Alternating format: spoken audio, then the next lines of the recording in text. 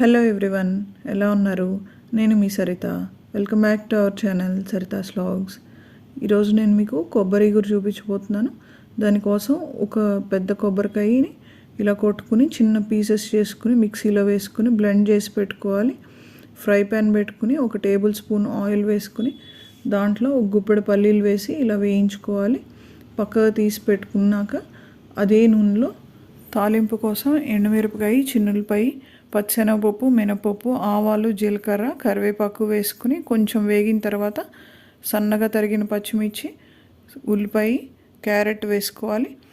ఇక్కడ క్యారెట్ నేను ముక్కలు వేసాను, మీరు తురుము కూడా వేసుకోవచ్చు.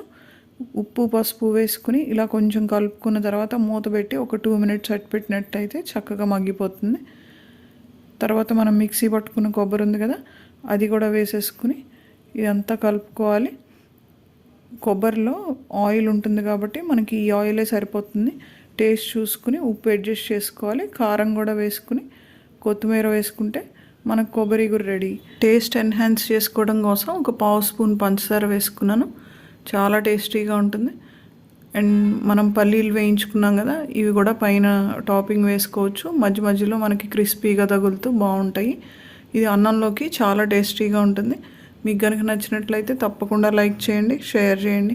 మరిన్ని వీడియోస్ కోసం సబ్స్క్రైబ్ చేసుకోండి. Thanks for watching my video.